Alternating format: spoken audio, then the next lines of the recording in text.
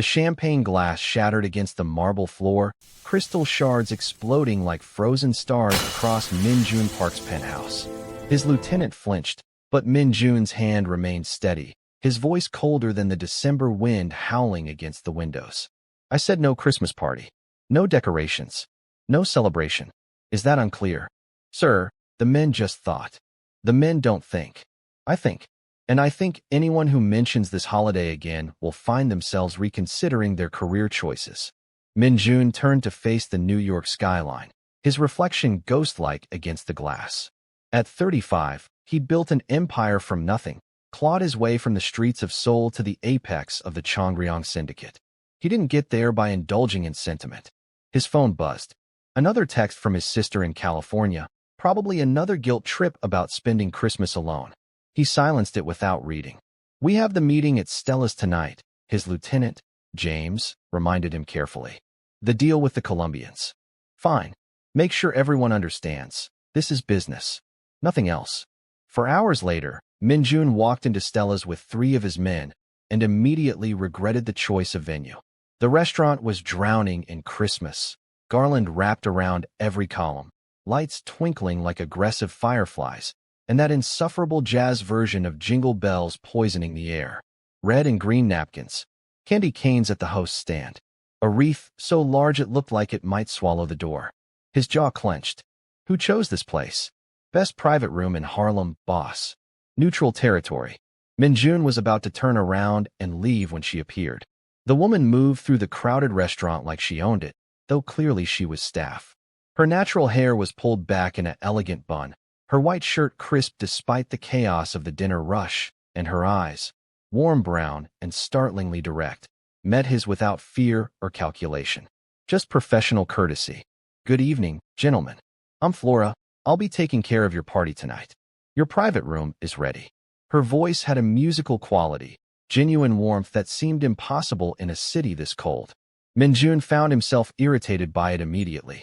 We need quiet, complete privacy, and turn off that music. Flora's smile never faltered, though something flickered in her eyes. Amusement, maybe, or pity.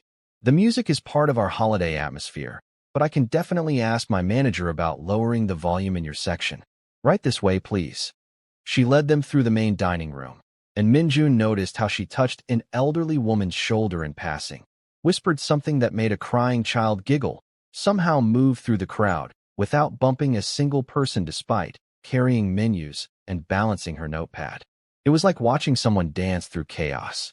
The private room was better, darker, quieter, the Christmas assault muted to background annoyance. His men settled around the table, but Min-jun remained standing until Flora returned with water. Can I start you gentlemen with appetizers? Our special tonight is... No specials. He cut her off. Bring me your ribeye, medium rare, no seasoning, no sauce. Potatoes, plain. Water, no ice. And make sure no one disturbs us unless I call. If you're enjoying this story so far, please hit that subscribe button and drop a comment below telling us where you're watching from. Your support keeps these stories coming, and we read every single comment. Now, back to the story. Flora wrote everything down, her pen moving smoothly across the notepad. Of course, for everyone else. His men ordered, stumbling over words under Min-jun's watchful eye. Flora took it all in stride, repeated the orders back perfectly, and then did something unexpected. She looked directly at Min-jun, held his gaze for just a moment longer than necessary, and said, I'll make sure everything is exactly as you want it. There was something in her tone, not defiance, not flirtation, but a kind of knowing that unsettled him. Like she could see past the expensive suit and the cold demeanor to something he'd buried years ago. Then she was gone, and the Colombians arrived, and Min-jun forced himself to focus on business. Territory agreements. Profit splits. The careful dance of negotiating with people who would kill you as soon as trust you. This was his world. Concrete, transactional, free of messy emotions. Flora returned throughout the meal, moving like a shadow, refilling water before glasses emptied, replacing silverware between courses, somehow anticipating needs before they were spoken. Min-jun watched her despite himself. He watched how she never wrote down drink orders, but never got them wrong. How she smiled at his men, but kept a professional distance. How she checked on the Colombians with the same warmth she'd shown him, despite his rudeness. Your ribeye, sir. Medium rare. Plain potatoes as requested. Min-jun cut into the steak. Perfect temperature. He'd never admit it, but it was excellent. Problem? Flora asked, noticing his expression. It's cold. It wasn't. They both knew it. Flora's smile tightened just slightly. I'll have the kitchen remake it immediately. See that you do. As she reached for the plate, her hand brushed his accidentally. The contact lasted less than a second, but Min-jun felt it like electricity. He jerked back, more violently than necessary, and saw surprise flash across her face before she recovered. My apologies, sir. She left with the perfectly good steak, and one of the Colombians chuckled. Rough on the help, Park. I expect excellence. Is that a problem? The man raised his hands in surrender, and the conversation moved on. But Min-jun couldn't stop thinking about that moment of contact, the warmth of her skin, the way she'd looked at him, not with anger or resentment, but with something worse. Pity. Flora returned with a new steak, identical to the first. She placed it in front of Min-jun without a word, but he caught her glance at his untouched water glass, noticed how she filled it precisely 3/4 full, not to the brim like his men's glasses, not half empty like the Colombians. She'd observed his preference without being told. The meeting dragged on for 2 hours. Business concluded, money discussed, threats implied with smiles and handshakes. Min-jun should have been focused, but he kept noticing things. How Flora never wrote down a single drink refill, but never got an order wrong. How she stepped between one of his more aggressive lieutenants and a passing waitress with such subtle grace the man didn't even realize he'd been blocked. How her eyes tightened with fatigue around 9 p.m., but her smile never dimmed. When the Colombians finally left and Min-jun's men began to relax, Flora brought the check. James reached for it, but Min-jun intercepted. Why are you here? He asked her suddenly. Flora blinked. I'm sorry. Christmas Eve tomorrow. This place will be packed. You should be with your family. I am working a double shift tomorrow, actually. Her tone was matter of fact, no self-pity. The tips are good during holidays, and I have expenses. What expenses? James coughed uncomfortably. Boss, maybe. I'm curious. Min-jun kept his eyes on Flora, watching color rise in her cheeks. Not embarrassment, annoyance, maybe.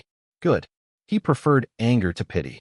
My mother is in a nursing facility, Flora said, her voice leveled. A good one, which means expensive. The holiday shifts help cover costs. She paused, then added with a slight edge, not that it's any of your business, but you asked. St. Catherine's? Flora's surprise was genuine. How did you? I know every facility in this city. St. Catherine's is decent. Mid-tier care, reasonable staff-to-patient ratio, but their physical therapy program is underfunded. Min-jun pulled out his phone, typed something, then looked back at her. What's your mother's name? I'm not telling you that. Now there was real steel in her voice. Look, I appreciate whatever this is, but my mother isn't a charity case, and neither am I. We're fine. I wasn't offering charity. I was offering information. He stood, and his men scrambled to follow suit. Your mother deserves better care than St. Catherine's provides. There are options. Options I can't afford. Then work harder.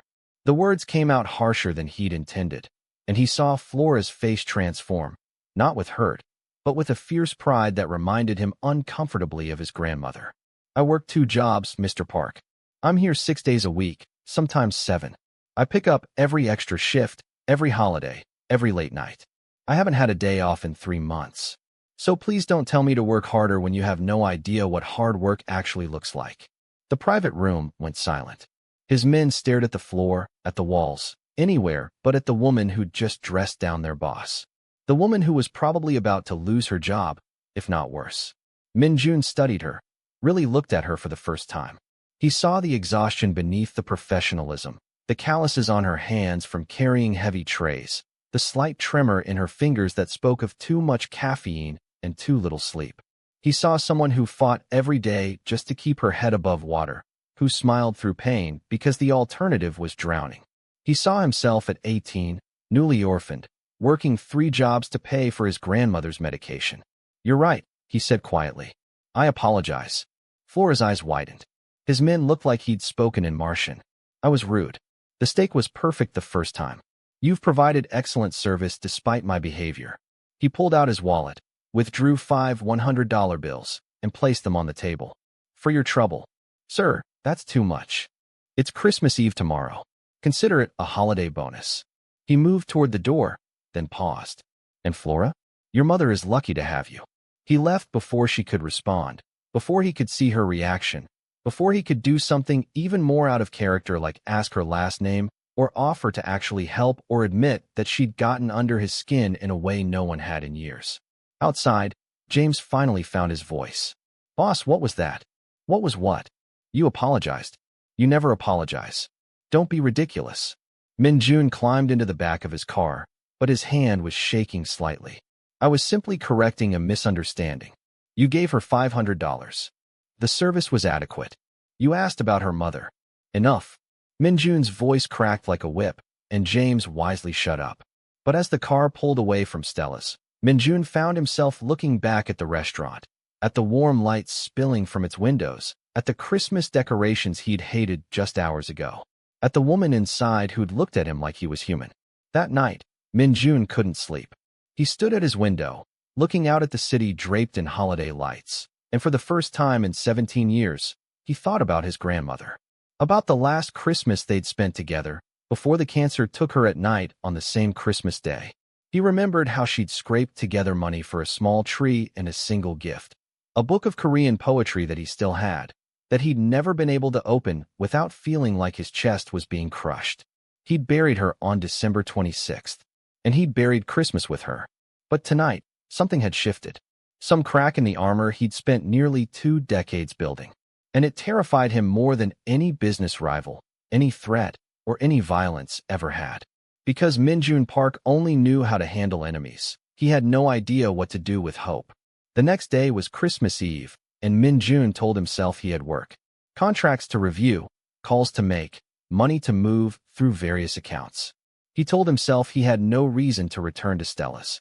Told himself the ribeye hadn't been that good.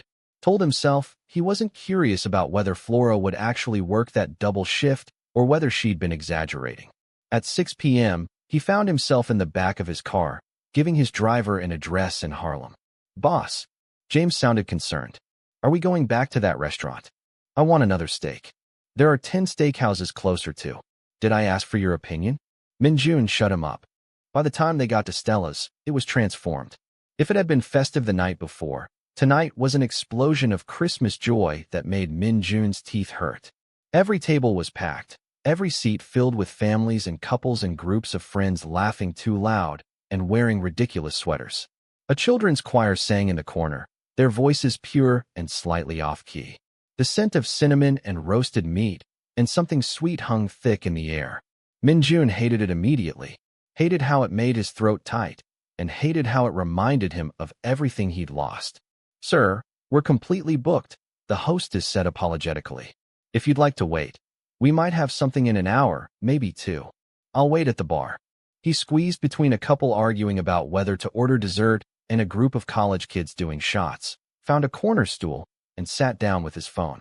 He pretended to work, but actually scanned the room until he spotted her. Flora moved through the chaos like a conductor leading an orchestra. She had 4 tables, he counted. No, 5.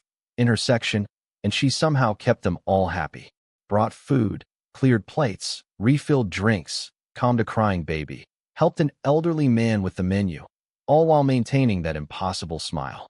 Her shirt had a stain on the shoulder. Her hair was coming loose from its bun. She looked exhausted and radiant and completely in her element. Min-jun ordered a whiskey he didn't want and watched her work. At 8 p.m., she finally noticed him. He saw her stop mid-stride, saw confusion flash across her face, then something else, curiosity, wariness. She finished delivering drinks to her table, then made her way to the bar. "Mr. Park."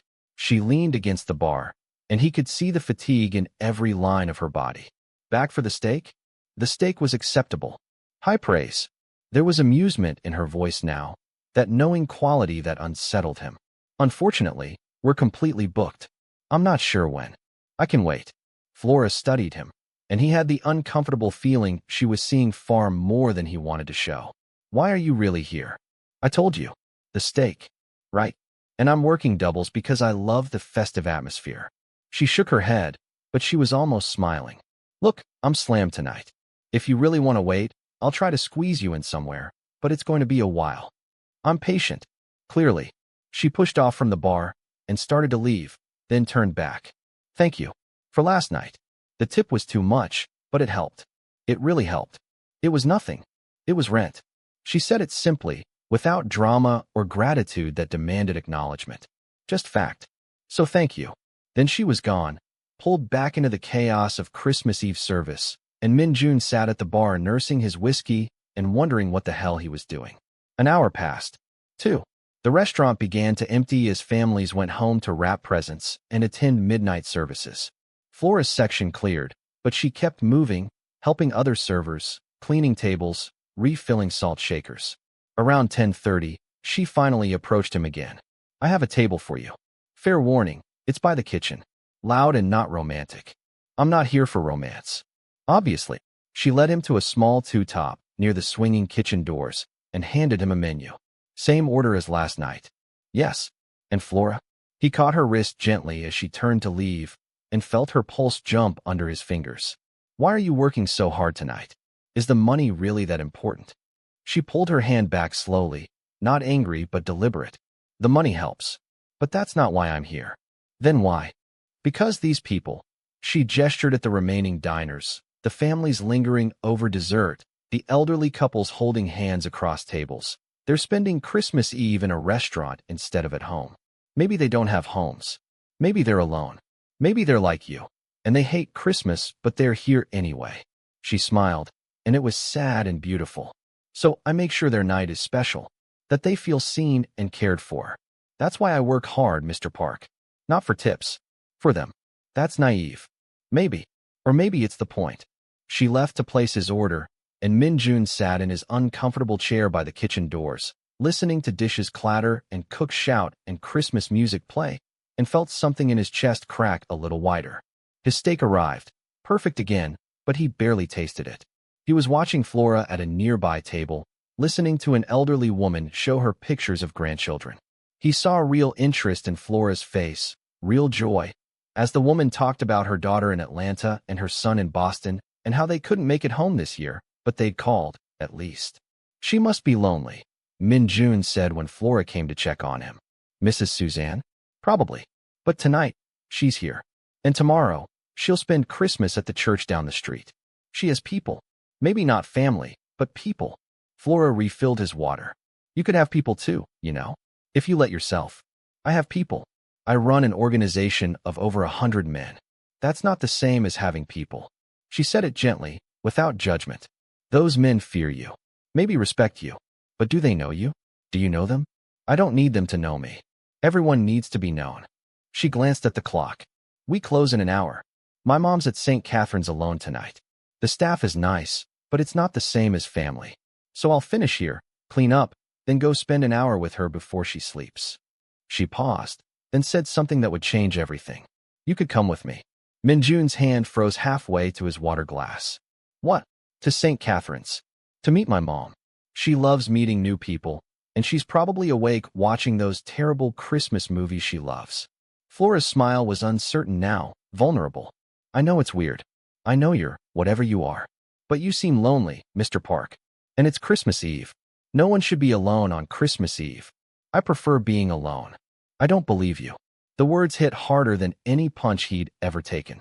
Min-jun opened his mouth to refuse, to say something cutting that would push her away, to restore the walls she kept somehow slipping past.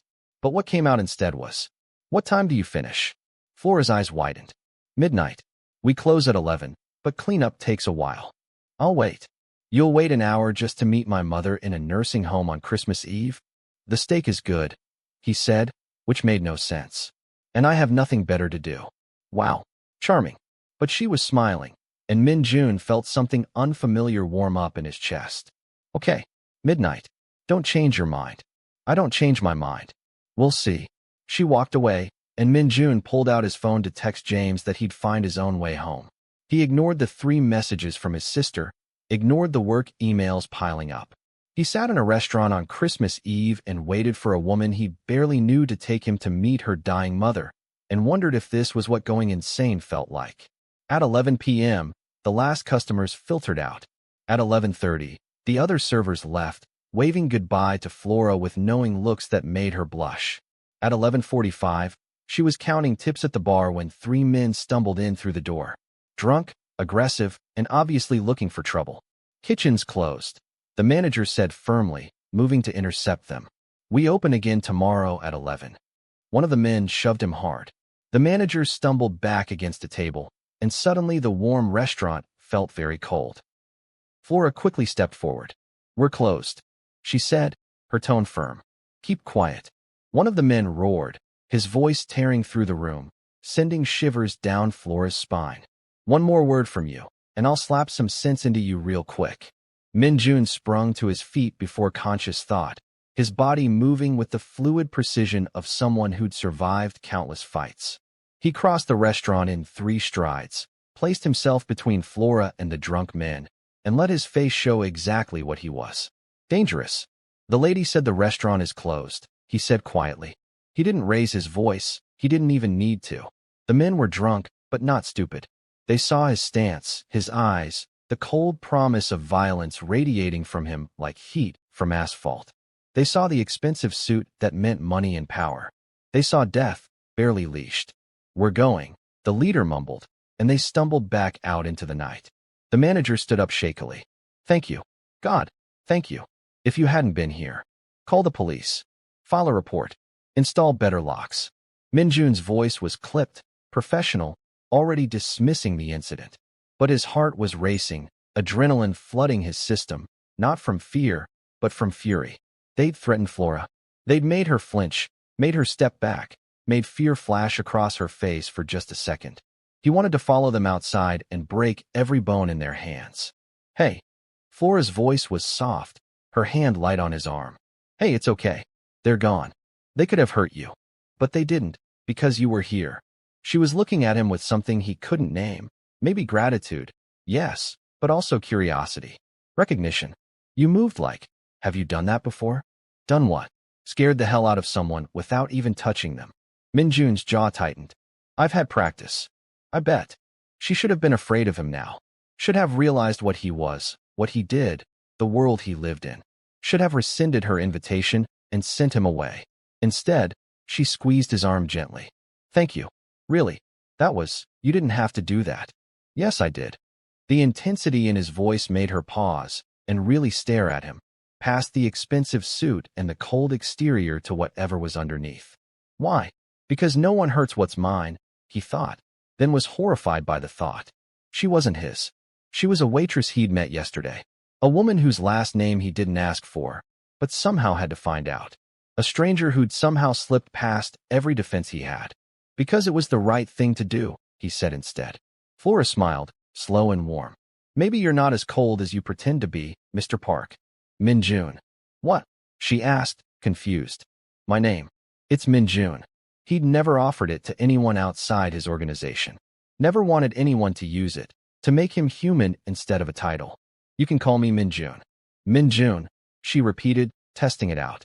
Her pronunciation was terrible, the tones all wrong, but it sounded better in her voice than anyone else's. I'm Flora, but you already know that. Flora Johnson. You've worked here for 3 years. Your mother is Grace Johnson, admitted to St. Catherine's 8 months ago after a stroke. You have a younger brother in the Navy, stationed in Japan. You studied nursing but had to drop out when your father died and left debts. Min-jun gave out too much information than he planned to. Flora's face went pale. What are you? I'm someone who does his research. That's not research, that's stalking. I prefer to know who I'm dealing with. We're not dealing. I don't even know what we're doing. She crossed her arms, defensive now, a little scared. Good. She should be scared. Why would you look into me? Because I couldn't stop thinking about you. Because you looked at me like I was human. Because in 17 years, you're the first person to make me feel anything other than cold. I was curious, he said. That's not an answer. It's the only one I have. Min-jun moved closer, careful not to crowd her, watching her eyes. I apologize if I overstepped. But Flora, I need you to understand something. The men I deal with, the world I live in, it's not kind. It's not safe. And if I'm going to be around you, I need to know you're protected. Protected from what? From me. From anyone who might use you to get to me. From.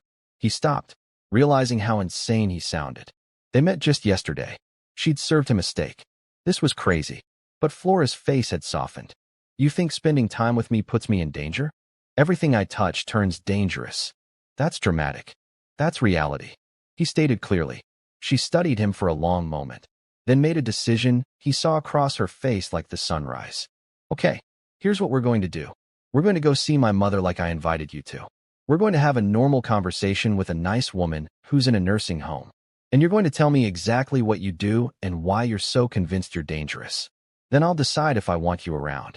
She grabbed her coat. Sound fair? No. He shook his head. Too bad. You already agreed to come. She headed for the door, then looked back. Are you coming or not? Min-jun followed. What else could he do? St. Catherine's was a 15-minute walk from Harlem. The streets were quieter now, families inside, church bells ringing from various directions. Snow had started falling, light and pretty, making the city look almost magical. Flora walked fast, her breath fogging in the cold, and Min-jun found himself matching her pace, his hands jammed in his pockets. So, she said after 5 minutes of silence, are you going to tell me? Tell you what? What you do, and why you're dangerous. All of it, she replied. Min-jun considered lying, considered deflecting, considered a dozen ways to avoid this conversation. I run a criminal organization. We control territory from here to Queens, handle various business interests that aren't exactly legal. I've hurt people, killed people, though not recently. I'm what you'd call a bad man, Flora.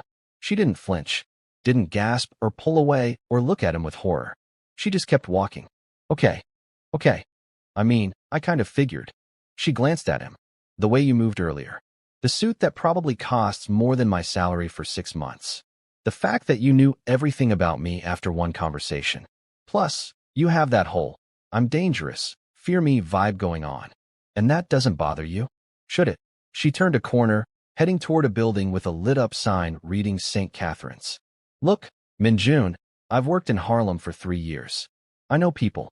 I know which customers are running numbers, which ones are dealing, which ones have done time.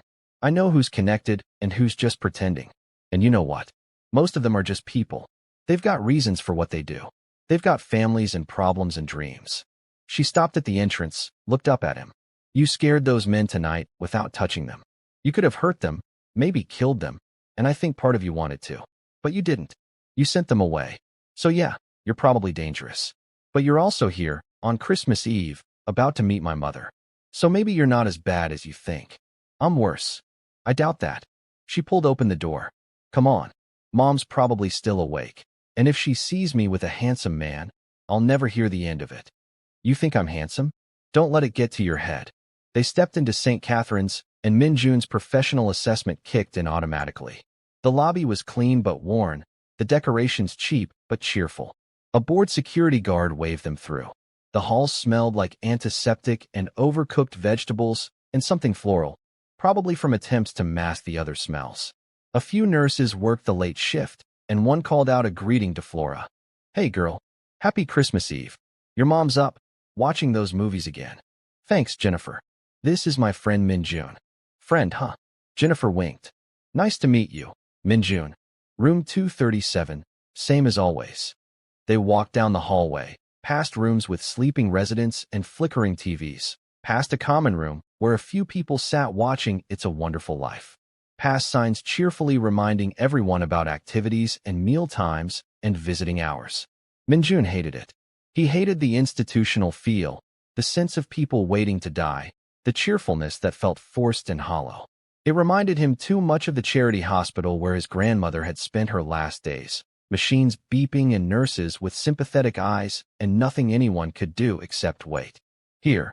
Flora stopped outside 237, knocked softly, then opened the door. Mom? You awake? The room was small but personalized. Pictures covered every surface. Flora at various ages, a young man in a navy uniform who must be her brother, an older couple who looked like they'd been happy. A small artificial tree sat on the dresser, decorated with homemade ornaments. The TV played a romantic Christmas movie on low volume. And in the bed, propped up on pillows, was Grace Johnson. She was tiny, her body frail from the stroke, her hair white, and soft around her face. But her eyes were exactly like Flora's. Warm and knowing and full of life despite everything. Baby. Grace's voice was slightly slurred, one side of her face weaker than the other, but her smile was pure joy. You came. And you brought, oh my, you brought a date. Mom, this is not a date. This is Min-jun. He's a customer from the restaurant. A very handsome customer. Grace's eyes twinkled as she looked Min-jun up and down. Korean? Yes, ma'am. Min-jun found himself moving closer, drawn by something in this woman's presence. It's a pleasure to meet you. Such good manners. Sit. Flora, get the man a chair. Don't make him stand there like a statue. Grace shifted in her bed, wincing slightly. So, Min-jun, what brings you to see an old dying woman on Christmas Eve? Mom, what? I am dying. Slowly, thank God, but still dying. Might as well be honest about it. She waved a weak hand. So, why are you here? Min-jun sat in the chair Flora had pulled up and found himself speaking more honestly than he had in years. Your daughter invited me. I think she felt sorry for me. I did not feel sorry for you, Flora protested. I just thought you seemed lonely. Same thing, baby. Grace's laugh was raspy but genuine. So you're lonely. That's honest. What else? I don't celebrate Christmas. Haven't in a long time. Why not? My grandmother died on Christmas Day when I was 18. I buried her the day after Christmas. Since then, the holiday has felt hollow, completely empty. Grace's face softened. You loved her very much. She raised me after my parents died. She was everything. And you blamed Christmas for losing her. It wasn't a question. Oh, honey, that's a heavy weight to carry. Many years of hating a holiday because grief lives there. Min-jun felt his throat tighten. This woman he'd known for 5 minutes was seeing right through him, just like her daughter had. It's easier than feeling the loss. Easier isn't always better. Grace reached out with her good hand, and after a moment, Min-jun took it. Her grip was weak, but warm. You want to know what I think? I suspect you'll tell me anyway. Grace laughed, delighted. Smart man. I think you've been punishing yourself for years because you survived and she didn't. I think you've built walls so high that nobody can get in, because if they can't get in, they can't leave. And I think my daughter scares you to death because she climbed right over those walls without even trying. Flora made a strangled noise. Mom, oh my God. Am I wrong? Grace looked between them. Look at him, baby. Look at his face. I'm not wrong. Min-jun couldn't speak. This dying woman in a nursing home had taken him apart in 3 sentences, exposed every truth he'd hidden from himself, and done it with such kindness that he couldn't even be angry. You're not wrong, he said finally. Your daughter terrifies me. She makes me feel things I thought I'd buried. She makes me want things I have no right to want. And I have no idea what to do about it. You could start by being honest with her. I am being honest. Then tell her what you're thinking right now. Tell her why you really came here tonight. Stop hiding behind walls and words and that scary face you make when you're trying to keep people away. Min-jun looked at Flora, sitting in this small room with her dying mother and her impossible optimism and her belief that people could be good even when they'd done terrible things. He looked at this woman who'd somehow become important to him in less than 48 hours and who'd made him feel human for the first time in years. I came here because I couldn't stay away, he said quietly. Because you looked at me like I mattered. Not my money or my power or what I could do for you. Just me. And I haven't felt that since my grandmother died. He took a shaky breath. I came here because I'm tired, Flora. I'm tired of being cold. I'm tired of being alone. I'm tired of pretending that's enough. And you made me remember what warmth feels like. The room went silent except for the soft sound of the TV. Grace was smiling, tears in her eyes. Flora's hand had moved to cover her mouth, her own eyes bright. That's the most honest thing anyone said to me in years, Flora whispered. It's the most honest thing I've said in years. Grace squeezed his hand. You know what your grandmother would want, Min-jun? She'd want you to live. Really live. Not just survive. Not just build empires and make money and stay cold and safe. She'd want you to take risks. To love people. To let people love you back. She paused, her voice getting softer. She'd want you to forgive yourself for being alive. Something broke in Min-jun's chest. Something he'd held onto for many years, some dam he'd built to keep the grief contained, shattered completely. He felt tears on his face and didn't care. Felt Flora's hand on his shoulder and leaned into it. Felt Grace's weak grip tighten as much as it could. I don't know how, he admitted. Start small, Grace said. Start by staying. By being here. By letting yourself feel joy again, even if it hurts. She looked at her daughter. Flora, baby, sing something for us. Something Christmas-y. Mom, I can't sing. You can sing terribly, which is almost better. Come on. It's Christmas Eve. Humor your dying mother. Flora rolled her eyes, but stood up. And then, in a voice that was indeed terrible, off-key and uncertain and completely unself-conscious, she began to sing Silent Night. Min-jun sat there, holding Grace's hand while her daughter sang, and felt something inside him thaw. He felt the grief, yes, but also something else. Something warm and precious and terrifying. Grace sang along when she could, her voice even worse than Flora's, slurred and weak but joyful. And then, to his own shock, Min-jun found himself humming. Just the melody, quiet and rusty, but there. His grandmother had loved this song. She had sung it every Christmas in Korean, her voice pure and beautiful. He'd forgotten that. Forgotten how she'd smile while she sang. Forgotten the joy in her face, the love in her eyes. He'd buried the good memories with the bad, locked them away where they couldn't hurt him. But Flora kept singing, and Grace kept trying, and Min-jun kept humming, and slowly the good memories came back. His grandmother, teaching him to make kimchi. Her laugh when he'd bring home good grades. The way she'd cup his face and tell him he was destined for great things. The pride in her eyes. The love. The song ended. Flora sat back down, her face flushed. That was awful. That was perfect, Min-jun said, and meant it. They stayed for another hour, talking about everything and nothing. Grace told embarrassing stories about Flora as a child. Flora talked about her brother's adventures in Japan. Min-jun found himself sharing memories of his grandmother, of growing up in Seoul, of the poetry book she'd given him that last Christmas. Do you still have it? Grace asked. Yes. I've never been able to open it. Maybe it's time. She yawned, exhaustion finally catching up. I'm glad you came tonight, Min-jun. You're good for my daughter. She needs someone who sees past her strength to the fear underneath. Someone who understands what it's like to carry weight. Mom, we just met yesterday. Time doesn't matter when it's right. Grace's eyes were closing. Promise me you'll come back, and promise me you'll let yourself be happy. I promise, Min-jun said, and was surprised to realize he meant it. They left Grace sleeping, the TV still playing its cheerful movie. In the hallway, Flora leaned against the wall and let out a long breath. Sorry about her. She can be intense. She's remarkable. Like her daughter. Flora looked up at him, and something passed between them. An understanding, a possibility, a beginning. It's after midnight. Merry Christmas, Min-jun. Merry Christmas, Flora. They walked out of St. Catherine's into a world transformed by snow. The city was quieter now, peaceful, beautiful in a way Min-jun had forgotten to notice. Flora shivered, and without thinking, he took off his coat and draped it over her shoulders. I can't take your coat. You'll freeze. I've been cold for 17 years. One more night won't kill me. She laughed, and the sound was magic. You're ridiculous. Come on, I'll walk you to where you can catch a cab. I'll walk you home first. I live 20 blocks away from here. Then we have 20 blocks. They walked through Christmas morning Harlem, and Min-jun found himself talking about his business, his loneliness, his sister in California he hadn't seen in 3 years, his fear of losing people, and his grandmother's poetry book sitting unopened in his apartment. Flora listened and asked questions and didn't judge. She just walked beside him with his coat wrapped around her and her terrible singing voice humming Christmas songs. At her building, a walk-up in a neighborhood his men controlled, though he didn't tell her that, she stopped and turned to face him. Thank you. For tonight. For meeting my mom. And for being honest.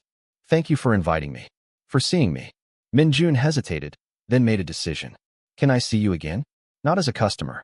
Just as whatever this is. This is pretty undefined. I'm aware. You're also a criminal. I'm aware of that too. Flora smiled, stood on her toes, and kissed his cheek. Yes, you can see me again. I'm off tomorrow, actual Christmas, for the first time in months. If you want to spend it together, not being cold and lonely, I'll be home. She wrote her number on his hand with a pen from her purse, smiled once more, and disappeared into her building. Min-jun stood on the street as snow fell around him, his coat gone, his carefully constructed walls in ruins, and felt something he hadn't felt in 17 years. Joy. He went home and opened his grandmother's poetry book for the first time since her death. Read her favorite poem about spring returning after winter. Found a note she'd tucked inside, in her handwriting. Min-jun, don't let grief make you small. Live big. Love bigger. Make me proud. I'll always be with you. He cried. Really cried. For the first time since her funeral. And when he was done, he felt lighter. By daybreak, still Christmas Day, he showed up at Flora's apartment with flowers and the poetry book and a donation check to St. Catherine's, large enough to fund their physical therapy program for 5 years. Flora answered the door in pajamas, her hair wild, and she laughed at the absurdity of it all. You really don't do anything small, do you? She asked, chuckling. I'm told I should live big. He responded, shrugging. Who told you that? Someone very wise. They spent Christmas Day together. Cooked a meal that was half Korean, half soul food, and entirely chaotic. They watched terrible movies, talked for hours, and when Flora fell asleep on his shoulder, Min-jun realized something profound. He'd been wrong about Christmas. It wasn't about decorations or obligations or painful memories.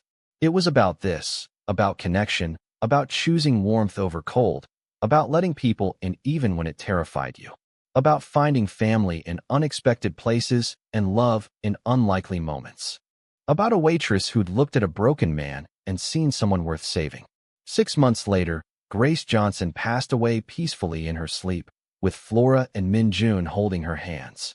At her funeral, Min-jun read from his grandmother's poetry book, his voice steady, his grief real but not consuming. Flora stood beside him, her hand in his, and together they mourned and remembered and celebrated a woman who'd brought them together. A year after that Christmas, Min-jun proposed in Stella's, at the same table where he'd been rude and cold and impossible. Flora said yes before he'd finished asking, and the entire restaurant erupted in applause. His penthouse, once dark and empty every December, now glowed with lights. Not because he'd come to love Christmas, but because he'd learned what Flora and Grace had tried to teach him that snowy night in a nursing home. That love requires risk, that joy requires vulnerability, that living requires letting go of the cold. And every Christmas Eve, they visited St. Catherine's together, bringing gifts for the residents and singing terrible carols in Grace's honor, keeping the memory of a remarkable woman alive through kindness and connection and the love she'd helped them find. Min-jun Park didn't just become a good man. His business remained what it was, his reputation still dangerous, but he became a whole man. A man who could feel and love and choose warmth. A man who kept his promises and opened his heart and lived big, just like his grandmother had wanted. All because a black waitress with a warm smile and impossible optimism had done the unthinkable. She'd seen him, and in being seen, he'd finally learned how to live and love. If this story touched your heart, please hit that like button and subscribe to our channel for more incredible stories of unexpected love and second chances. Drop a comment below telling us what you loved most about Min-jun and Flora's journey. We read every single one, and your engagement helps us create more content like this. Share this with someone who needs to hear that it's never too late for redemption, never too late to choose warmth over cold. Thank you for watching, and remember, sometimes the most powerful thing you can do is simply see someone for who they really are.